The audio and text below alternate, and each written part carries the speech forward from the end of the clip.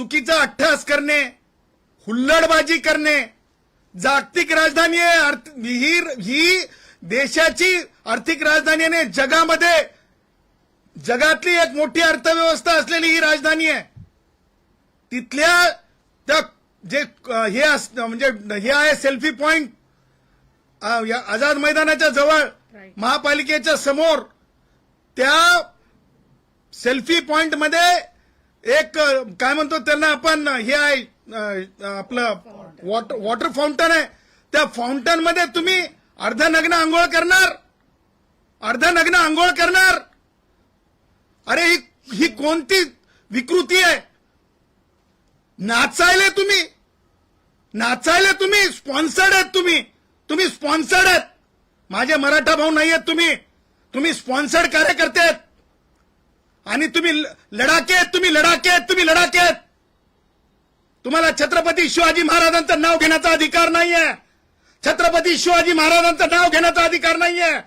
तुम्ही लढाके आहेत. ज्या प्रकारे तो जाकेऱ्या आता अतिरेकी आझाद मैदानात हुल्लडबाजी त्यांनी ज्या प्रकारे म्हणजे अत्याचार करून गेला, त्याच प्रकारची हुल्लडबाजी इथे चालू आहे. आणि म्हणून माझं असं म्हणणं आहे की जरंग्या वेदनांचं आंदोलन असतंय. कुंडामध्ये आंघोळ जत्रेप्रमाणे नसतंय.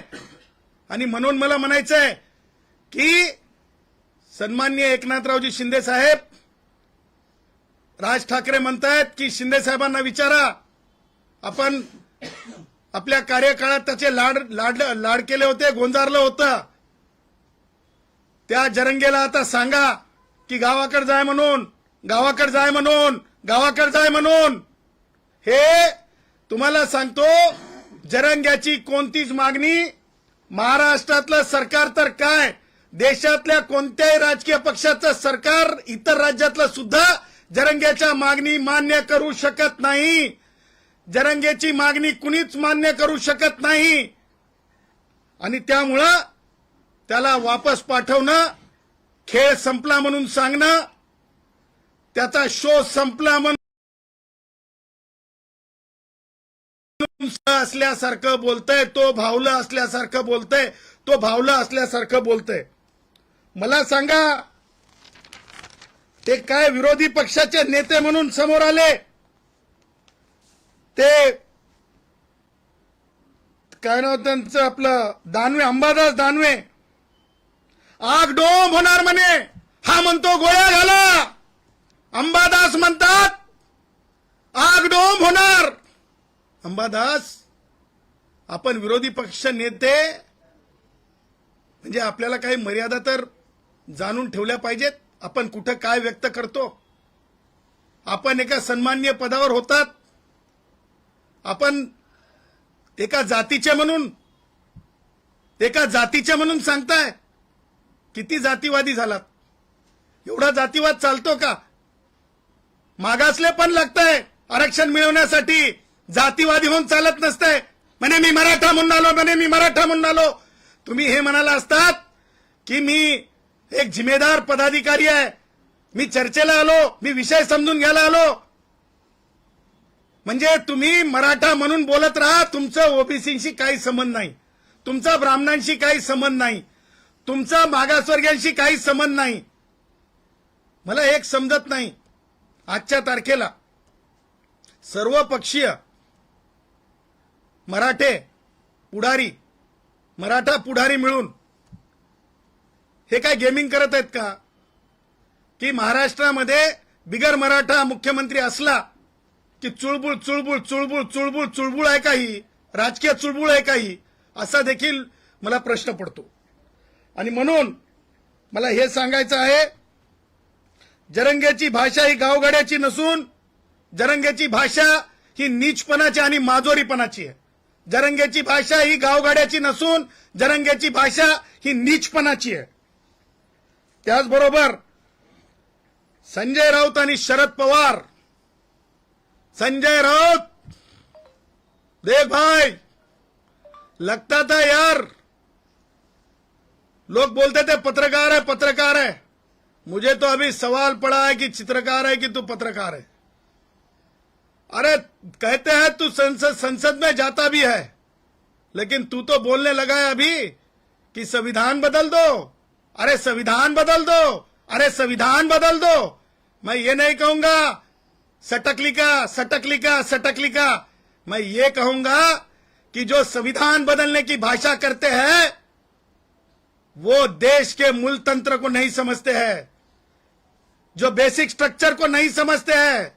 तुम नादान नहीं हो, तुम राजनीति के अंदर वोट बटोरने का गंदा खेळ खेळ रहे हो आणि त्यांच्याच भाषेवर रेग ओढून शरद पवार व्यक्त होतात। म्हणे संविधानामध्ये काय बदल करा की काय संशोधन करा असं शरद पवार बोलतात। शरद पवारांना माहिती असलं पाहिजे की संविधानिक मर्यादा काय आहेत।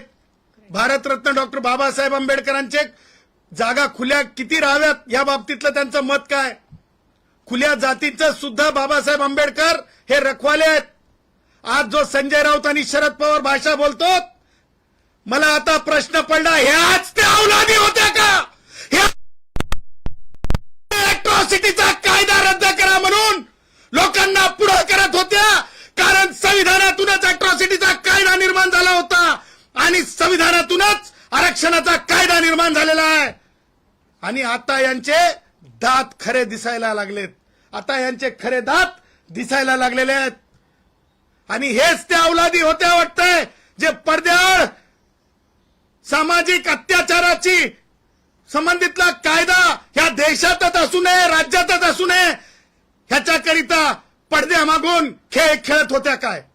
त्याच्यामुळं शरद पवारांना संजय राऊतनं जे म्हणलंय संविधान बदला, याच्यावर काय उत्तर आहे हे विचारलं पाहिजे।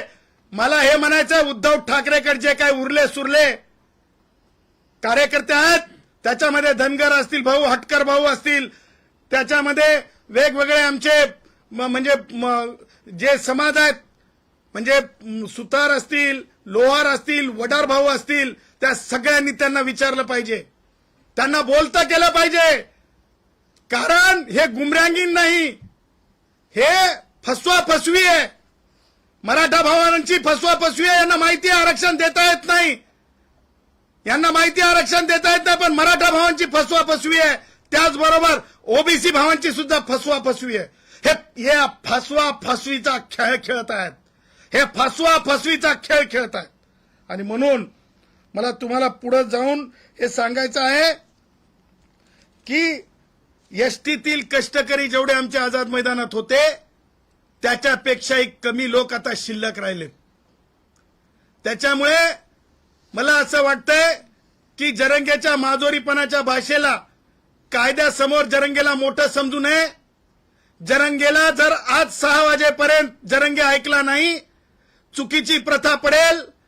रूल्स कॉन्टम्प्लेट झाल्याच्या नंतर, रूल्स अंमलात आल्याच्या नंतर आंदोलनांच्या बाबतीतले पहिल्याच आंदोलनात जर रूल तुटणार असतील तर ही शृंखला पुढे चालेल।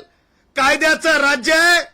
मुख्यमंत्री उपमुख्यमंत्री काय म्हणतात यापेक्षा कायदा काय म्हणतो या आधारे वरिष्ठ पोलीस निरीक्षक आझाद मैदाननी 6 वाजल्याच्या नंतर आता लाडवे जरंगेचे बंद करा, गोंजारनं जरंगेला बंद करा, उचला आणि जरंगेला अटक करून माननीय magistrate first class Azad Maidan यांच्या समोर उभा करा।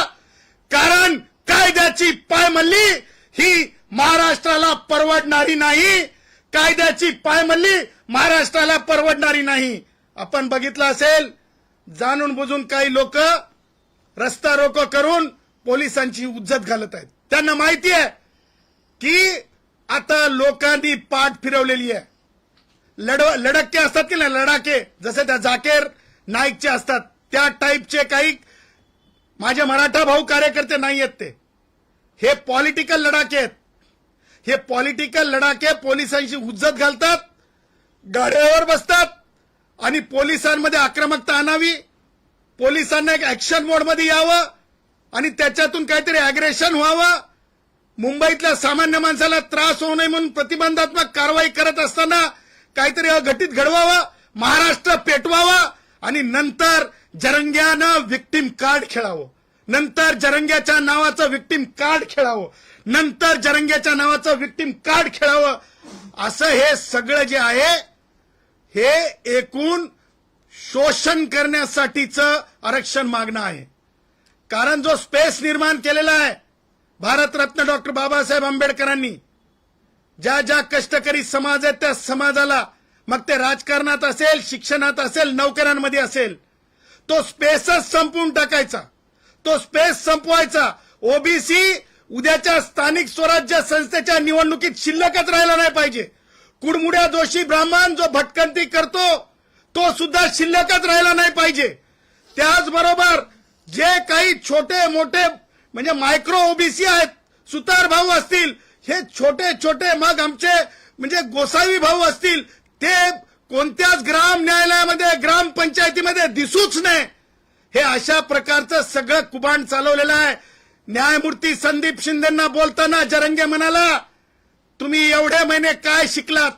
अरे जरंगे, माननीय उच्च न्यायालयाचे न्यायमूर्ती होताना काय काय स्वतःची ऑनेस्टी आणि काय कशा प्रकारचं स्वतःचं चारित्र्य ठेवावं लागतंय. त्या माननीय न्यायमूर्तींसमोर अर्वाच्य भाषा बोलत होता.